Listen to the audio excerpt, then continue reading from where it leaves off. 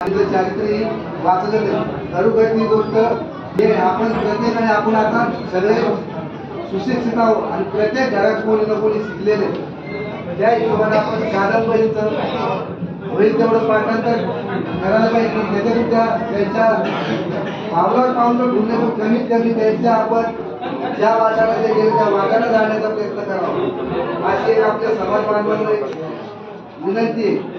राहिली दुसरी गोष्ट आहे जे समाजावर उभा राहील सुधारणाच्या काळामध्ये डॉक्टर बाबासाहेब आंबेडकर पुण्याला जे नानाच्या माध्यमातून जे सभागृह दिलं त्याच अनुषंगाने आमच्या ग्रामपंचायत निवडून आल्याच्या नंतर संजूना मला सांगितलं म्हणजे नानांनी डॉक्टर बाबासाहेब आंबेडकरांना जसं सभागृह दिलं तसं आपला अण्णाभाऊ साठेला सुद्धा एक सभागृह मिळालं पाहिजे. तर संजूला म्हणलं आपण नानाकडे जाऊ, नानाला विषय सांगू. नानाला आम्ही हा विषय संजूची नाना घरी गेलो. नानाला म्हणलं नाना एक सभागृह आम्हाला मातंग समाजासाठी अण्णाभाऊ साठे यांना पाहिजे. नानाने कुठला विचार न करता आम्हाला म्हणजे त्याचे डॉक्युमेंट तुम्ही त्याचे नमुना मला जी काय फॉर्मॅलिटी असते ती तयार करा माझ्याकडे घेऊन मी लगेच सभागृह देतो. नानाने आमचा जो शब्द टाकला आणि आपल्याला 15 लाख रुपये दिले सभागृह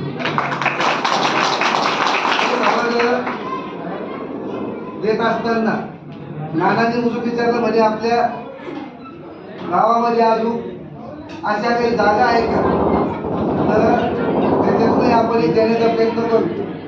आत्ताच आता एक सभागृह आपलं दलित समाजासाठी एक मंजूर आहे, 10 लाख रुपयाचे सभागृह मंजूर आहे. पण ती जागा अभावी ते सभागृहाचं अजून काम चालू झालं.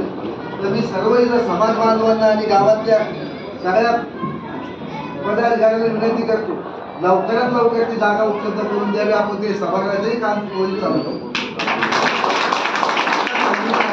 डॉक्टर बाबासाहेब आंबेडकरांच्या पुतळ्याला ग्रामपंचायतीच्या मार्फत स्लायडिंग बसवल्या तशा अण्णाभाऊ साठेच्या सुद्धा या सभागृहाला स्लायडिंग बसवल्या. येणाऱ्या 3 महिन्यामध्ये या सभागृहाला सुद्धा तशा स्लायडिंग बसवल्या जातात. आता या प्रमोदचा आणि अनिल भाडरावचा आग्रह होता की ते पत्राचं शेड आहे तिथं 9 वाजता चालू तिथंही सुद्धा आज आपण त्या कामाचं तिथं 4 कॉलम टाकून वर स्लॅब टाकून असं आपण तिथं ओपन छोटंसं एक सभागृह ग्रामपंचायतीच्या माध्यमातून त्याचं काम आता 2 दिवसात चालू करणार. असं करत असताना म्हणजे सांगायचा उद्देश अण्णाभाऊ साठेच्या जयंतीनिमित्त आपण जर असे सामाजिक उपक्रम केले. आता ही जयंती येणारी पुढची नुसती ढोल ताशाच्या याच्यात न ठेवता अण्णाभाऊ साठे ज्या मार्गाने चालले त्याचा एका मार्गाने आपण चालण्याचा प्रयत्न करावा. आपण पुढच्या वर्षी 1 ऑगस्टला काहीतरी कार्यक्रमामध्ये बदल करावा ज्याचा समाजासाठी उपयोग होईल, काहीतरी आपल्याला ते करता येईल. याच्यासाठी ग्रामपंचायत आपल्या पाठीशी आहे, त्यासाठी घ्यायचं नाही. जर ग्रामपंचायत नाही पुरली तर आपल्याला खासदार सुद्धा हे आमदार आहे. तसे तुमचे बी नेते भरपूर आताच विधान परिषदेवर अमित भाई गोरे जे गेले यांचं संजूचं बोलणं झालं ते सुद्धा आपल्या समाजासाठी निधी द्यायला तयार आहे. तरी आपणही त्या गोष्टीचा सगळा विकासाच्या कामात आपण सगळे सोबत राहू आणि करू. अण्णाभाऊ साठे जयंती तुम्ही सर्वांना शुभेच्छा देतो आणि आयोजक सहयोगाने बोलण्याची संधी दिली त्याबद्दल मी त्यांचे धन्यवाद मानतो. हा कार्यक्रम संपल्यानंतर सर्वांना विनंती करतो ग्रामपंचायत कार्यालयावर आपल्याला अण्णाभाऊ साठे जयंती साजरी करावी.